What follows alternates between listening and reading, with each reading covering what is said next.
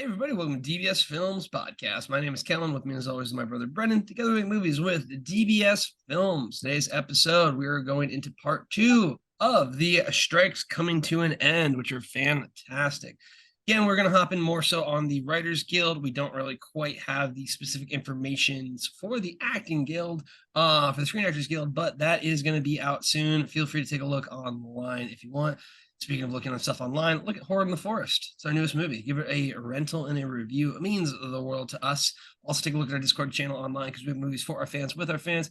Everyone will be part of the movie making process. Well, that is the place to be, my friends.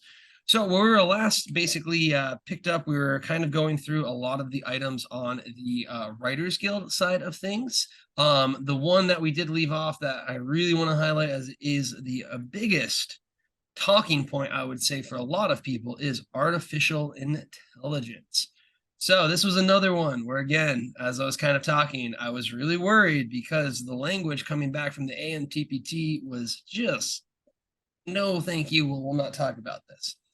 So artificial intelligence, they wanted to regulate the use of artificial intelligence on a MBA covered project. AI can't write or rewrite literary material, can't be used as source material, and MBA covered material cannot be used to train AI. What was the counter? Reject our proposal, countered by offering annual meetings to discuss the advancements in technology. And before we hop into this one, that is the biggest slap in the face I've ever heard, where it's like, we're really worried about this stuff. You know, this could really change us. And again, we are still in inning possibly 0.1 of artificial intelligence of what it would look like. And the fact that they're like, we will have annual meetings to discuss the advancement with nothing tied to it, that is pretty ridiculous to have. So what ended up happening? And again, this is the terms that they have online in the actual summary from the WGA. Regulates the use of artificial intelligence on MBA covered projects. AI generated written material is not considered literary material, source material, or assigned material under the MBA. AI is not a writer under the MBA. Writers can elect to use AI while performing writing services if a company consents and provided writers follow applicable company policies. Companies cannot require writers to use AI, though, when performing writing services. Also, companies must disclose to writers if any material given to a writer has been generated by AI or incorporates AI-generated material. Guilds reserve rights to assert the exportations of writers' materials to train AI is prohibited by the MBA or other laws. What does this basically mean? It means a few big things. One, AI can no longer be a source point of material. And essentially everything that you were saying in the last episode, where it kind of can help with research and the little things, it cannot take the chunk of it. So you cannot say, ChatGPT, write me a movie about this, this, and this. And I take that script and I give it to a screenwriter and I say, make this better. You can't do that. Also, what you can't do is you can't take another writer's material, go ahead, run it through AI, and then say, hey, this is now a completely different piece of literature, and I don't need to pay the writer for anything there. And you also have to kind of notify throughout the process.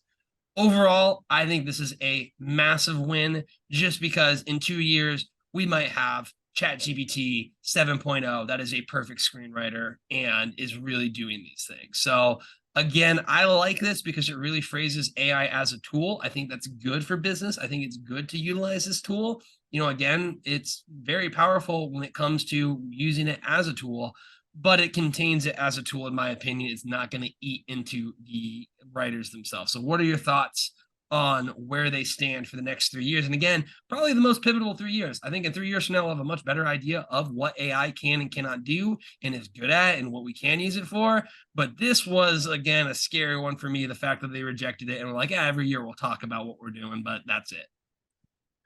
Yeah, I mean, I think it's good because it should be used as a tool. It's a better search engine. It should be easier to figure out how to research plots, research things faster. It should improve your writing process. You can quickly find information easier. That's what I use it. I use it to figure out, different plot lines or different kind of basic like research stuff that I would usually spend a ton of time Googling and then click on each individual website. Instead, it gives me information right off the bat. So it's a tool. Can it write? No. Do I want it to write? No, I don't. I completely disagree with that kind of stuff. I do not want any AI anywhere near any of my stuff, my written stuff at all. That is something that I just do not think is good. I do think that the AI thing is going to be solved, or at least we're going to get clarity from Congress. Our publishing company, multiple companies that we work with, which is Audible, which is Amazon, which is Barnes and Noble, have all made us check boxes saying we either use AI or we don't. And as of right now, there's no disclaimers on the page. There's nothing in there that kind of says that this book was created with AI or AI was used in there. But I think that's going to happen. I think that there's going to be some kind of law saying, hey, you have to disclose when you use AI to do creative stuff. And when that happens, they're going to put a disclaimer saying this book, this movie, this script has been used as AI, been used on this movie. How they're going to tell, I have no idea. But I think this is definitely coming down the pipeline. And it's one of the reasons that AI is banned from DBS publishing, is banned from DBS films, because I do not want to be caught in the crosshairs when one day they turn that switch on and all these AI disclaimers come up on books and movies and all this other stuff, because there's a lot of people who have very negative feelings towards AI, and those people are going to one-star you to death. So right now, we use it as a tool as far as a better search engine, but that's it. There is nothing else coming out of that thing. And it'll be interesting to see where it goes, but trying to push it and trying to get it to write and trying to get it to actually do something outside of being a better search engine, I haven't been able to get it to do it. So maybe I'm just not smart enough to use AI, but it's just not there yet. But the precedence needs to be set now, because in the future, it could cause a lot of issues.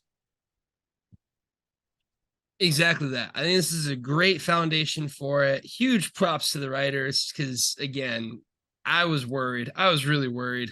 Again, I like to think the further down the line you kind of go in the production process, the more critical it is. And the fact that they're able to get all of this. Now, again, we haven't seen what the Screen Actors Guild, but we're going to move to that.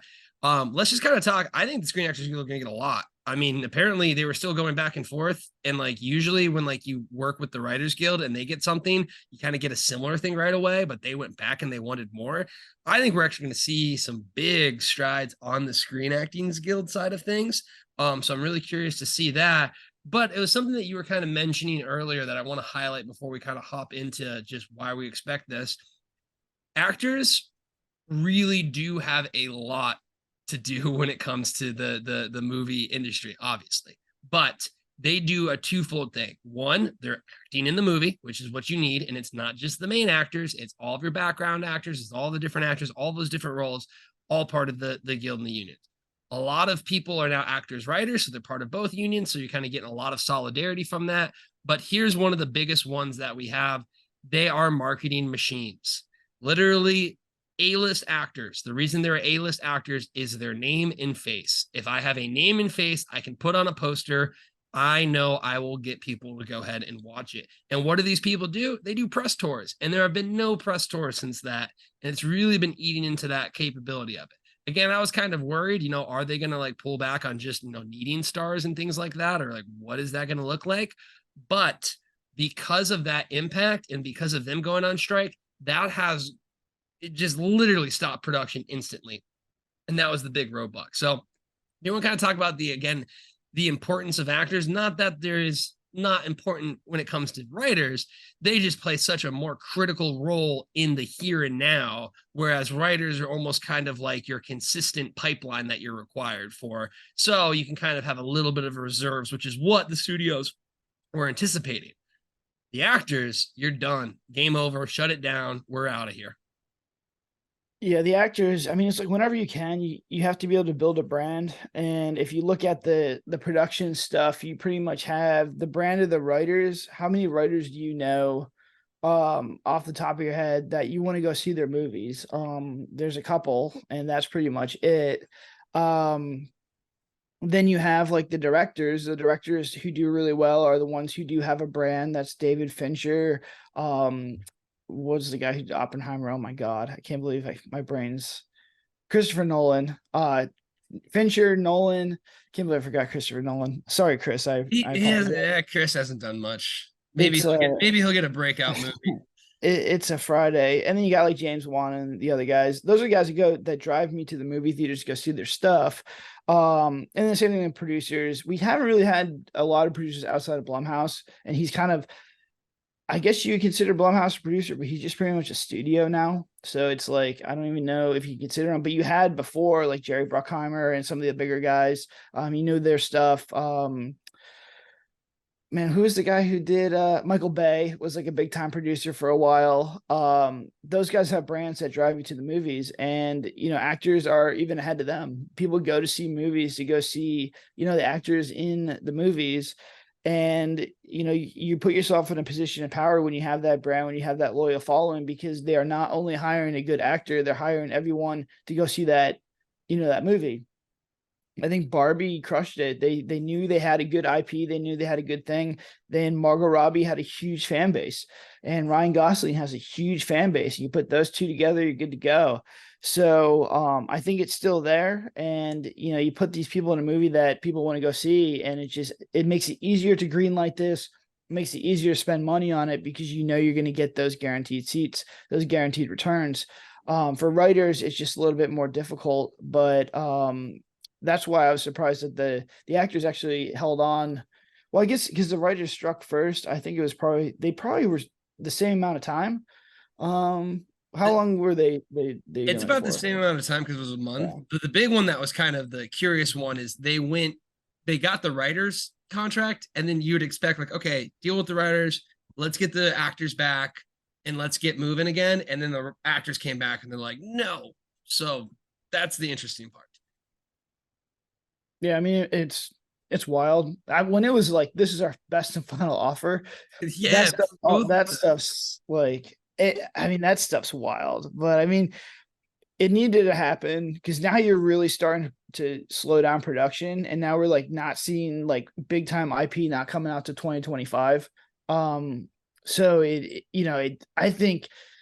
honestly think that the companies and the way they operate with shareholders and how aggressive these streaming platforms are now, that we underestimated like their pain points. I think they really came in with the shareholders and they're just like, hey guys, like you need to have content. If you're not having content in there, people will cut the cord very easily, and you're going to lose a ton of money. You're going to lose those subscribers, and there's no guarantee that those subscribers are going to come back.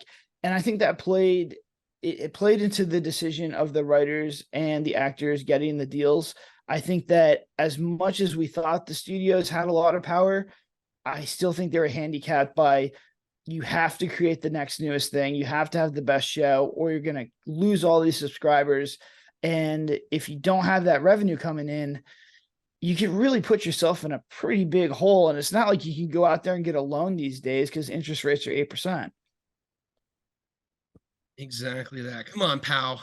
Get that down, J Pal. Get that rate down so we can make more movies. Welcome to the Economic Forum with Kellen and Brendan. That being said, let's kind of talk about what the impact is, which you mentioned a little bit, which is, oh my goodness gracious, what is 2024 even going to look like? So many things have been pushed back. And then another one too, is this could have been the great trimming of content in the sense that, a lot of people saying, hey, we hit peak TV, we're pulling back from it.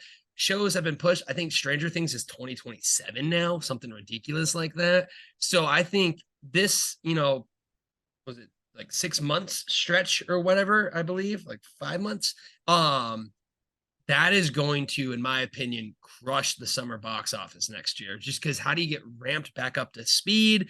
You're looking at a lot of this stuff. So what are kind of your thoughts on the push out of all of that content? Because again, we haven't experienced what the writers' strike and the actors' strike was doing because we were living in now content, which was done, earlier this year, last year. We're going to run into that stretch going into next year. And I mean, you're going to mainly see it with the blockbusters and the big movie releases and things like that. What are kind of your thoughts on this lag that's built up and how they have to basically push through it? But a ton of stuff has either been canceled or pushed to numerous years in advance. Yeah, I mean the summer box office is going to be really interesting to see kind of like what happens with that, because that should be, where these movies are landing that kind of got stuck in the strike. After the summer, I think they'll be fine. I think we'll have a good Thanksgiving and a good Christmas next year. But where that content for the big time blockbusters is going to come from, I'm not really sure. But I mean, there's also people that you can start production in December and get it done and have it done by summer. If it's like a smaller project, or if you just have, all your shit together, you could probably get it done. Um, but it'll be interesting to see. But it's definitely not gonna be some kind of crazy crazy, we're just not going to have content. It was interesting to see the streamers, both Amazon and Netflix, were just purchasing old content, old movies, and putting them in the charts again. Peacock bought a lot of old content. Netflix, Whiplash is back on Netflix. Like, Netflix acquired a ton of old stuff. And I think it worked. Literally for the entire launch of Horror in the Forest, it was just flooded with old time movies. We have been the highest launched independent horror movie on Amazon in the past 6 months, and it was just all flooded with and that's just due to the flood of old content. There's a lot of Conjuring, Insidious, all of James Wan stuff is now on Amazon Prime or Amazon Freevee, and that moves up in the charts. And like I said before, Netflix bought a whole bunch of old movies that are very, very good. And I think that works. I think it works to an extent. There is just years and years and years and years of really high quality movies that they could fall back on. And I don't know how many people cut the cord from that, but for me, it's like, all right, like, I'll watch The Conjuring again. I'll watch Insidious. I'll watch Whiplash. So that was kind of interesting strategy, but it definitely hurt. Like, as much as I thought this might help the indies a little bit, it didn't help us at all. If anything, it hurt us. So it's just, I think whenever you see these strikes in indie films, we're like, all right, now come work for us. Like, this will be great. Hollywood shut down. This is the rise of the indies. No, it's pain for everybody. So I'm really hoping we don't have to do this again in 3 years. I'd appreciate that. Yeah, everything never is good for indies. But let's talk about one studio we talk about every once in a while that is absolutely crushing it, and I think is in pole position to make strides going into 2024. Who is that? It is A24. And why is that? A24 signed that interim agreement relatively quickly, and they have been pumping, and they have been able to advertise their movies, and they've been able to have the actors talk about it, and their production schedule is still moving forward. So, what are my thoughts here? I think, guess what? These legacy studios, these big boys that have been playing around with the strike, they are going to lose a lot of ground to those interim. And I think you're going to see Blumhouse. I think you're going to see A24. I think you're going to see a lot of studios in that element just eat way more of that market share. And I love it. So what are your thoughts on, again, the strategic positioning of A24 to seemingly do no wrong in the movie industry? Well, we got two really cool stories, or at least two really interesting stories coming up, and that is A24 and their expansion.